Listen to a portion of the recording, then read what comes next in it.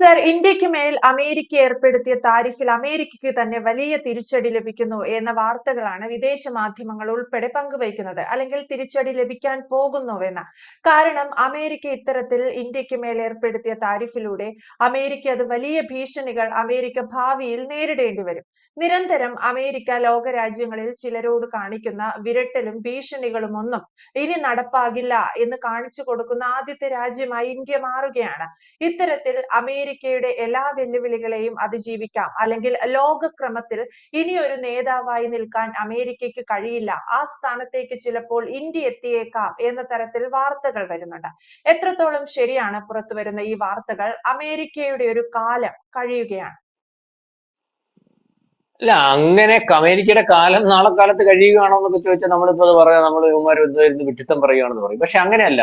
ഇതൊരു വല്ലാത്ത ഒരു യുദ്ധം തന്നെയാണ് നമ്മൾ ഏറ്റെടുത്തിരിക്കുന്ന ഒരു യുദ്ധം. അത് കഴിഞ്ഞ ദിവസം നമ്മുടെ പ്രധാനമന്ത്രി പറഞ്ഞു, നമ്മൾ ഏറ്റെടുത്തിരിക്കുന്ന ഒരു യുദ്ധം ജയിക്കാൻ വേണ്ടിയുള്ളതാണ്. എന്റെ രാജ്യത്തെ കൃഷിക്കാരെയും സാധാരണക്കാരെയും സംരക്ഷിച്ചുകൊണ്ട് അവരെ സംരക്ഷിക്കുന്നതിന് വേണ്ടി ഞാൻ ഏറ്റെടുത്തിരിക്കുന്ന ഒരു ടാസ്ക് ആണ്. അതായത് അതിനകത്ത് അങ്ങനെ പറഞ്ഞിട്ട് തുടങ്ങുന്ന യുദ്ധം നിസ്സാര യുദ്ധമല്ല നീതു. നമ്മൾ ഈ പറഞ്ഞതുപോലെ ലക്ഷക്കണക്കിന് ആൾക്കാരുടെ തൊഴില്, ഇന്ത്യയും അമേരിക്കയും തമ്മിലുള്ള ബന്ധത്തെ വിശ്വസിച്ച് കോടിക്കണക്കിന് രൂപ മുടക്കിയിരിക്കുന്ന ആൾക്കാര്, അതുപോലെ തന്നെ നിസ്സാരമായിട്ടുള്ള ഒരു കയറ്റുമതി അല്ലെങ്കിൽ അല്ല അമേരിക്കയുമായിട്ട് ഇന്ത്യക്കുള്ളത്. അപ്പം അത് മറികടക്കണം ഇന്ത്യക്ക്. അത് അമേരിക്കയുടെ അല്ലെങ്കിൽ അമേരിക്ക അത് നിലനിർത്തണമെങ്കിൽ അമേരിക്ക പറയുന്നത് പോലെ ഇന്ത്യ വഴങ്ങണം. അവരുടെ ഇഷ്ടത്തിന് ഇന്ത്യയുടെ കമ്പോളം തുറന്നു കൊടുക്കണം. ഇന്ത്യ അവര് പറയുന്നത് പോലെ വ്യാപാരം നടത്തണം. അവരുടെ സാധനത്തിന് അല്ലെങ്കിൽ അവര് പറയുന്നത് എല്ലാം കേൾക്കണം. അതായത് ഇന്ത്യ എന്ന് പറയുന്ന പണ്ട് ബ്രിട്ടീഷുകാരൻ ഇവിടെ ഈ അധിനിവേശം നടത്തിയതിനെക്കാട്ടിൽ മോശമായിട്ട് അവന്റെ താല്പര്യത്തിനനുസരിച്ച് നമ്മളുടെ കമ്പോളവും നമ്മളുടെ കൃഷിക്കാരനെയും നമ്മുടെ മത്സ്യത്തൊഴിലാളിയെയും നമ്മുടെ വ്യവസായങ്ങളെയും നമ്മുടെ മാനുഫാക്ചറിങ്ങിനെയും എല്ലാം അവന്റെ താല്പര്യത്തിന് അല്ലെങ്കിൽ അവന്റെ ഇഷ്ടത്തിന് നിന്നുകൊടുക്കുന്ന അല്ലെങ്കിൽ അതിനെയെല്ലാം നിർജ്ജീവമാക്കുന്ന രീതിയിലേക്കുള്ള ഒരു വ്യാപാര കരാറാണ് അത്. അന്ന് ആദ്യം ഒപ്പിടുമെന്ന് അമേരിക്ക പറഞ്ഞത് നമ്മൾ ഇതുവരെ ഒപ്പിട്ടിട്ടില്ല. ഞാനീ പറഞ്ഞു വരുന്നത്. അപ്പം ഈ അമേരിക്കയെ നമ്മൾ ലോകം പരിശോധിച്ചുകൊണ്ടിരിക്കുന്നു പറഞ്ഞാൽ അമേരിക്ക എന്താണ് ചെയ്തുകൊണ്ടിരിക്കുന്നത്? അമേരിക്കയുടെ ശത്രുക്കളെ അമേരിക്ക ഉപദ്രവിച്ചിട്ടില്ല. നിങ്ങൾ ശ്രദ്ധിച്ചോ? അമേരിക്കയുടെ മിത്രങ്ങൾ അല്ലെങ്കിൽ അമേരിക്കയുമായിട്ട് അമേരിക്ക പറഞ്ഞിട്ട് നിൽക്കുന്ന രാജ്യങ്ങൾ, അമേരിക്കയുടെ സുഹൃത്ത് രാജ്യങ്ങൾ, ഇപ്പൊ യൂറോപ്യൻ രാജ്യങ്ങള്, ജപ്പാന്, അല്ലെങ്കിൽ ഈ പറയുന്ന പോലെ അവരുമായിട്ട് ബന്ധപ്പെട്ടിരിക്കുന്ന പല രാജ്യങ്ങള് ഈ താരിഫ് കൊടുത്ത് ബുദ്ധിമുട്ടുണ്ടാക്കുമോ? അല്ലെങ്കിൽ നമ്മൾ സുഹൃത്ത് രാജ്യമാണ് നമ്മള്, അല്ലെങ്കിൽ അമേരിക്കയുടെ കീഴിൽ നിൽക്കുന്ന രാജ്യമല്ല നാറ്റോ രാജ്യങ്ങളുടെ കൂട്ടും യൂറോപ്യൻ രാജ്യങ്ങളുടെ കൂട്ടുള്ള രാജ്യമല്ലല്ലോ. നമ്മൾ അവരുടെ ഏറ്റവും വേണ്ടപ്പെട്ട സുഹൃത്തായിരുന്നു. നമുക്ക് എത്ര താരിഫ്? 50%. ബാക്കി വിയറ്റ്നാം എത്ര താരിഫ് ഇതുപോലെ കൂട്ടിക്കൊടുത്തിരിക്കുന്നു. പക്ഷേ ചൈനയുടെ താരിഫ് എത്ര? 30. റഷ്യക്ക് എന്തെങ്കിലും ചെയ്യാൻ പറ്റുന്നു? ഇറാനെ എന്തെങ്കിലും ചെയ്യാൻ പറ്റുന്നു? ഉത്തര കൊറിയ പോയി ബോർഡറിൽ നിന്ന് കൈ കാണിച്ചിട്ട് കൊച്ചാട്ടാ ഞാനൊന്ന് കയറിക്കോട്ടെ എന്ന് പറഞ്ഞു. അപ്പം ശത്രുക്കളോടെല്ലാം കോംപ്രമൈസ്, അല്ലെങ്കിൽ ഇവന്റെ കാര്യം അല്ലെങ്കിൽ അവരുടെ കാര്യത്തിനകത്ത് അമേരിക്കൻ പ്രസിഡന്റ് അമേരിക്ക വളരെ കൃത്യമായിട്ട് അവർക്ക് ബഹുമാനം കൊടുത്ത് നിൽക്കുകയും അവരുടെ കൂടെ നിൽക്കുന്ന രാജ്യങ്ങളെ മൊത്തം ഇല്ലായ്മ ചെയ്തു പോകുന്ന ഒരു അവസ്ഥ, അല്ലെങ്കിൽ അവന് താരിഫ് കൊടുത്തും അവനെ കീഴ്പ്പെടുത്തിയും അവന് അംഗീകാരമില്ലാതെ അവനെയും ദ്രോഹിച്ച് നിൽക്കുന്ന രസം. ഇങ്ങനെയുള്ള അമേരിക്കയുടെ കൂടെ ആരാ നിൽക്കുന്നത്? പണ്ട് അമേരിക്കയുടെ കൂടെ ആള് നിന്നിട്ടുള്ളതെന്ന് പറഞ്ഞാൽ സഹായിക്കുന്നുള്ളവന്റെ കൂടെ ഇൻഡയറക്റ്റ് അടിക്കും, ഇങ്ങനെ ദ്രോഹിക്കുന്നവന്റെ കൂടെ ആള് നിൽക്കും. മാത്രമല്ല ഇയാൾ പറയുന്നത് എന്തോ അമേരിക്ക ലോകത്തെ ഏറ്റവും വലിയ ജനാധിപത്യ രാജ്യം എന്ന് പറയുന്നു. അതുപോലുള്ള ജനാധിപത്യ രാജ്യമാണ് ഇന്ത്യ. ജനാധിപത്യ സംവിധാനത്തിൽ ഉള്ള രാജ്യങ്ങളെ അല്ലേ ഇവര് പ്രൊമോട്ട് ചെയ്യേണ്ടത്? ഇപ്പൊ ചൈനയോട് ഈ പറയുന്ന ഉത്തര കൊറിയയും അല്ലെ ഇറാനും റഷ്യയും ലോകത്തുള്ള രാജ്യങ്ങളെല്ലാം ഈ താരിഫ് വന്നപ്പോൾ ECC രാജ്യങ്ങളും മറ്റു രാജ്യങ്ങളും ഒക്കെ അടുക്കുന്നു. അല്ലെങ്കിൽ അതിന്റെ കൂട്ടത്തിൽ നമ്മളൂടെ നിൽക്കുമ്പോൾ നമ്മളോടും അടുക്കുന്നു. ഇത് ചൈന ഏകാധിപത്യ രാജ്യമല്ലേ? അപ്പൊ ഇയാൾ എന്താ പറയുന്നത്? ജനാധിപത്യ രാജ്യങ്ങൾ എന്നുള്ള രീതിയിൽ ലോകത്ത് അത്തരത്തിലുള്ള രാജ്യങ്ങളെ പ്രൊമോട്ട് ചെയ്യണമെന്ന് പറയുന്ന അമേരിക്ക അവരുടെ കൂടെ ആ ആശയത്തിലും അല്ലെങ്കിൽ അത് വിശ്വസിച്ചും അവരുടെ കൂടെ നിന്ന സാമന്ത രാജ്യങ്ങളും അല്ലെങ്കിൽ ആശ്രയിച്ചിരുന്ന രാജ്യങ്ങളും സുഹൃത്ത് രാജ്യങ്ങളെ എല്ലാം അവർ ഉപദ്രവിച്ചിട്ട് ഇത്തരം രാജ്യങ്ങളിലേക്ക് ഈ രാജ്യങ്ങൾക്ക് പോകേണ്ട ഒരു അവസ്ഥ ഒരുക്കി കൊടുക്കുന്ന രീതിയിലേക്കല്ലേ പോയത്. ഇനി അങ്ങനെ അമേരിക്ക കാണുന്നത്? അത് അവിടെ നിൽക്കട്ടെ. ഇനി അല്ലെങ്കിൽ തന്നെ അമേരിക്ക, ഞാൻ ഈ പറഞ്ഞു വന്നത്, അപകടത്തിലേക്ക് പോവുകയാണ്. ഈ ലോകത്ത് വ്യാപാര കരാറിന്റെ കൂട്ടത്തിൽ ജപ്പാൻ ഒപ്പിട്ടപ്പോഴും പല രാജ്യങ്ങളും ഒപ്പിട്ടപ്പോഴും അല്ലെങ്കിൽ ആസ്ട്രേലിയ കൊണ്ട് ഒപ്പിടിപ്പിച്ച് സാമന്ത രാജ്യങ്ങളെ കൊണ്ടൊക്കെ ഒപ്പിടിയിപ്പിച്ചപ്പോഴും നമ്മ എടുത്ത് പറഞ്ഞു, എല്ലാവരും വിചാരിച്ചു ഒപ്പിടും. നമ്മുടെ അടുത്ത് ആദ്യം പറഞ്ഞു നമ്മൾ ഒപ്പിട്ടോ, ഇപ്പോഴും ഒപ്പിട്ടില്ല, വ്യാപാരക്കാർ ഒപ്പിട്ടിട്ടില്ല. ഇപ്പോഴും 50% താരിഫ് കൊണ്ടുവന്നപ്പോഴും നമ്മൾ വെല്ലുവിളിച്ച് നിൽക്കുക, ഞങ്ങൾ അംഗീകരിക്കത്തില്ല, ഞങ്ങൾ പറയുന്നിടത്ത് വരാതെ അമേരിക്ക അംഗീകരിച്ചു പോകുന്ന ഒരവസ്ഥയില്ല. ഇതിനകത്ത് നമ്മളിപ്പം ചെയ്തേക്കുന്നതെന്ന് പറഞ്ഞാൽ നമുക്ക് ബുദ്ധിമുട്ടുണ്ടാകാൻ പോകുന്നതെന്ന് പറഞ്ഞാൽ ഒന്ന് തുണി, രണ്ട് ഈ രത്നങ്ങൾ, അങ്ങനെ മറ്റു കാര്യങ്ങൾ, പിന്നെ മത്സ്യം, മറ്റേ ഇതിനെല്ലാം നമ്മൾ വേറെ രാജ്യങ്ങളെ കണ്ടുപിടിച്ചു. തുണി വ്യവസായം എന്ന് പറഞ്ഞാൽ ലോകത്ത് ഏറ്റവും വലിയ തുണി വ്യവസായത്തിന് അല്ലെങ്കിൽ 200 രാജ്യങ്ങൾ നമ്മൾ കയറ്റുമതിയുണ്ട്. അതിന് ഏറ്റവും പ്രൊമോഷൻ ആയിട്ടിരിക്കുന്ന 40 രാജ്യങ്ങളിലേക്ക് നമ്മൾ കാര്യങ്ങൾ കൈകാര്യം ചെയ്തു. അതിനകത്ത് UK, ജർമ്മനി, ഫ്രാൻസ്, ഇറ്റലി ഒക്കെ ഉണ്ട്. പിന്നെ ഈ പറയുന്ന പോലെ സ്പെയിൻ ഉണ്ട്, നെതർലൻഡ്സ് ഉണ്ട്, പോളണ്ട് ഉണ്ട്, കാനഡ ഉണ്ട്, മെക്സിക്കോ ഉണ്ട്, റഷ്യ ഉണ്ട്, ബെൽജിയം ഉണ്ട്, തുർക്കി ഉണ്ട്, ആസ്ട്രേലിയ ഉണ്ട്. ഇതിനകത്തെല്ലാം ഇതെല്ലാം വരുന്നുണ്ട്. അപ്പം ലോകത്തെ തുണി വ്യവസായം എന്ന് പറയുന്നത് ഏതാണ്ട് 75 ലക്ഷം കോടി രൂപയുടെ മൊത്തത്തിൽ. അതിനകത്ത് ഈ പറയുന്ന രാജ്യങ്ങളിലേക്ക് നമ്മൾ തീരുമാനിച്ചിരിക്കുന്ന 40 രാജ്യങ്ങളിലേക്കാണ്ട് 54 ലക്ഷം കോടി രൂപയുടെ തുണി കയറി പോകുന്നുണ്ട്. ഇവിടേക്ക് നമ്മൾ കയറ്റിവിടുന്ന തുണിയുടെ ശതമാനക്കണക്ക് എത്രയാണെന്നറിയോ?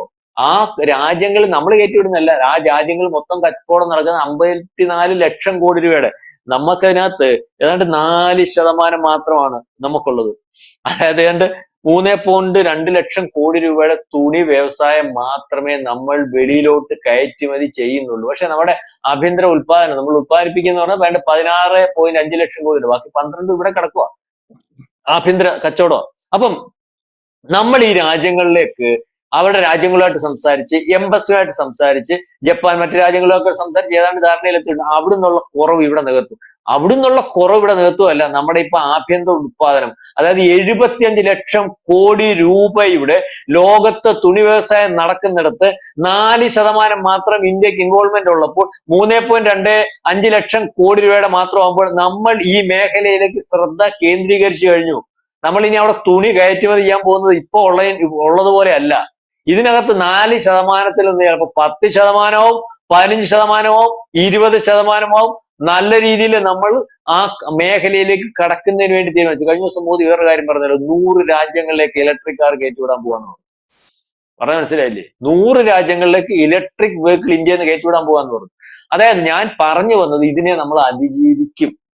കാരണം ഇപ്പോഴല്ല, പണ്ട് അതിജീവിച്ചിട്ടുണ്ട്. പട്ടിണി കിടന്നപ്പോൾ അതിജീവിച്ചിട്ടുണ്ട്, 65-ൽ അതിജീവിച്ചിട്ടുണ്ട്, 70-ൽ അതിജീവിച്ചിട്ടുണ്ട്, 71-ൽ അതിജീവിച്ചിട്ടുണ്ട്, 88-ൽ അതിജീവിച്ചിട്ടുണ്ട്, വാജ്പേയിയുടെ കാലത്ത് അതിജീവിച്ചിട്ടുണ്ട്, പല കാലഘട്ടങ്ങളിലും അതിജീവിച്ചിട്ടുണ്ട്. അതൊന്നും സഹായിച്ചിട്ടില്ല. ഇത് നമ്മൾ അതിജീവിക്കും. ഇപ്പൊ നമുക്ക് അതിജീവിക്കാൻ പറ്റും. അതിനുള്ള ചർച്ചകൾ ഡൽഹിയിൽ നടക്കുകയാണ്. കുവൈറ്റിൽ നിന്ന് വരെ ഇപ്പൊ നമുക്ക് ഈ കയറ്റുമതിയിൽ കൂടെ വരുന്ന വസ്ത്രങ്ങൾക്കും അല്ലെങ്കിൽ മറ്റ് ഈ പറയുന്ന ഞാൻ പറഞ്ഞല്ലോ സ്വർണം അല്ലെങ്കിൽ വജ്രങ്ങളുടെ കച്ചവടത്തിനും മത്സ്യത്തിന്റെ കച്ചവടത്തിനും ഒക്കെ കുവൈറ്റിൽ നിന്നുള്ള ഏതാണ്ട് രാജ്യങ്ങളുടെ തലവന്മാർ ഇന്ത്യൻ കമ്പോളത്തിലുണ്ട്, ഇന്ത്യൻ വിപണിയിലുണ്ട്. അവിടോട്ട് ഞങ്ങൾ കയറ്റുമതി നടത്തിക്കൊള്ളാന്ന് പറഞ്ഞിട്ട്. അപ്പൊ ബാക്കി എല്ലാ രീതിയിലും ഉള്ള ഒരുക്കങ്ങൾ ജപ്പാനിൽ മോദി പോയിട്ടുണ്ട്. ഇത് അതിജീവിക്കുക തന്നെ ചെയ്യും. ഇത് അതിജീവിച്ചാൽ, അതാണ് ആദ്യം പറഞ്ഞത്, ഇത് അതിജീവിച്ചാൽ പിന്നെ ഈ പറഞ്ഞ പോലെ ഇപ്പൊ താരിഫിന്റെ കെയറിലും അല്ലെങ്കിൽ വ്യാപാരക്കാരന്റെ കെയർ ഓഫിലും ഒക്കെ ഇയാൾ കൂടെ നിന്ന രാജ്യങ്ങളെ എല്ലാം വിരട്ടി ഒപ്പിടിച്ച് പേടിച്ച് നിൽക്കുന്ന ഒരു അവസ്ഥയുണ്ടല്ലോ, ഇനിയും നിൽക്കത്തില്ല. ഇതിനകത്ത് ഇന്ത്യ ജയിച്ചാൽ അമേരിക്കയുടെ കയ്യിൽ നിന്ന് ലോകപട്ടം പോയിരിക്കും. ഞാൻ കഴിഞ്ഞൊരു ടോക്കിനകത്ത് പറഞ്ഞ പോലെ ഒരു EV റിപ്പോർട്ട് എന്ന് പറഞ്ഞ കഴിഞ്ഞ ദിവസം ഒരു റിപ്പോർട്ട് വന്നല്ലോ, 30-ല് 20.1 ട്രില്യണിലേക്കും 38-ല് അത് 30 അമേരിക്കയിലെ ഇപ്പോഴത്തെ ട്രില്യണിലേക്കും ഒക്കെ നമ്മുടെ GDP ലെവൽ ഉയരുമെന്ന് അവർ അറിയത്തില്ല. അവരുടെ റിപ്പോർട്ട്, ലോകത്തിലെ ഒരു റിപ്പോർട്ടാ പറയുന്നത്. അത്രയ്ക്കുള്ള ഗ്രോത്തിലേക്കാ പോകുന്നത്. ഈ പറയുന്ന താരിഫ് അമേരിക്കയ്ക്ക് പണി കിട്ടത്തുള്ളൂ, നമുക്ക് പണി കിട്ടത്തില്ലെന്നാണ് ഈ ലോകത്തിലെ പല സാമ്പത്തിക വിദഗ്ധരും അല്ലെങ്കിൽ വലിയ വിദഗ്ധന്മാരും ഒക്കെ പഠനത്തിൽ കൂടി പറയുന്നത്. അപ്പൊ ഇതിനകത്ത് അതിജീവിച്ചാൽ ഇപ്പൊ കളിക്കുന്ന കളിയിൽ ലോകത്തെ നിയന്ത്രിക്കാൻ കഴിയുന്ന അമേരിക്കയ്ക്ക് ഇനിയും ലോകത്തെ നിയന്ത്രിക്കാൻ കഴിയത്തില്ല. ആ ലോകക്രമം വിട്ടുപോയിട്ട് ജനാധിപത്യ സംവിധാനത്തിൽ കൂടി ആരെ അടിച്ചമർത്താതെ പരസ്പരം ധാരണയിൽ കൂടി പോകുന്ന, എല്ലാവരുടെയും കാര്യങ്ങൾ കേട്ട് സമാധാന അന്തരീക്ഷത്തിൽ കൂടി പോകുന്ന, എല്ലാങ്ങളുടെയും ശക്തി അംഗീകരിച്ചു പോകുന്ന അത്തരത്തിലൊരു ബഹുരാഷ്ട്ര സഖ്യത്തിന്റെ മൊണോപ്പൊളിക്ക് നേതൃത്വം കൊടുക്കുന്ന ഒരു രാജ്യമായിട്ടുള്ള ഇന്ത്യ രാജ്യത്തിലേക്ക് ലോക രാജ്യങ്ങൾ കൂടുന്ന ഒരവസ്ഥ, അതായത് അമേരിക്കയെ വിട്ടിട്ട് ഇന്ത്യയുടെ പറയുന്നത് കേട്ട് ഇന്ത്യ നേതാവാക്കി പോലും കാണാൻ പറ്റുന്ന ഒരു ലോകക്രമത്തിലേക്ക് തന്നെ കാര്യങ്ങൾ നീങ്ങും. അതായത് അമേരിക്ക ഈ ഒരു കളി ഇപ്പോഴത്തെ കളി, നമ്മൾ കളിക്കുന്ന കളി, അല്ലെങ്കിൽ താരിഫിന്റെ വിഷയത്തിൽ നമ്മളുടെ ഈ വെല്ലുവിളി നമ്മൾ വിജയിച്ചാൽ ലോകം ഇന്ത്യയുടെ കാൽക്കീഴിൽ വരും എന്നുള്ള കാര്യത്തിൽ യാതൊരു തർക്കവുമില്ല. ഇത് കേൾക്കുമ്പോൾ പലർക്ക് ചൊറിഞ്ഞും ഉണ്ടിയൊക്കെ വരും. പക്ഷെ അങ്ങനെ തന്നെ സംഭവിക്കുന്ന ഒരു അവസ്ഥയിലേക്കാണ് കാര്യങ്ങൾ നീങ്ങുന്നത്. നമ്മളുടെ ഈ താരിഫിന്റെ 2ാം ദിവസം വരുമ്പോൾ നമുക്ക് പല പ്രതിസന്ധികളുണ്ടെങ്കിലും നമ്മളുടെ ഒന്നിനെയും ബാധിക്കാത്ത രീതിയിൽ, അല്ലെങ്കിൽ അത്തരത്തിൽ ഒരു കാര്യങ്ങളും വരാത്ത രീതിയിലേക്കുള്ള ഒരു നീക്കവും അല്ലെങ്കിൽ കമ്പോളത്തിൽ നിന്നുള്ള സിഗ്നൽസും ഒക്കെയാണ് കിട്ടിക്കൊണ്ടിരിക്കുന്നത്. നമ്മൾ അതിനെ അതിജീവിക്കും, അല്ലെങ്കിൽ അതിനു വേണ്ടിയുള്ള കാര്യങ്ങൾ നീക്കി തുടങ്ങി, അതിനകത്ത് വിജയം കണ്ടു തുടങ്ങി എന്ന് തന്നെയാണ് ഇപ്പം വരുന്ന റിപ്പോർട്ട്. അത്തരത്തിൽ ഇന്ത്യ വലിയ തന്ത്രപരമായ ചില നീക്കങ്ങളാണ് ഇന്ത്യ ഈ വിഷയത്തിൽ നടത്തുന്നത്. അമേരിക്ക ചിന്തിക്കാത്ത വിഷയങ്ങൾ, അല്ലെങ്കിൽ അമേരിക്ക ചിന്തിക്കാത്ത രീതിയിലുള്ള പദ്ധതികളാണ് ഇന്ത്യ നടപ്പാക്കിക്കൊണ്ടിരിക്കുന്നത്. പുതിയ വ്യാപാര ബന്ധങ്ങൾ, വ്യാപാര കരാറുകൾ, ഇത്തരത്തിലുള്ള സംഗതികൾ പോലും ഇന്ത്യ ആലോചിച്ചു വരുന്നുവെന്നാണ് പുറത്തു വരുന്ന റിപ്പോർട്ടുകൾ.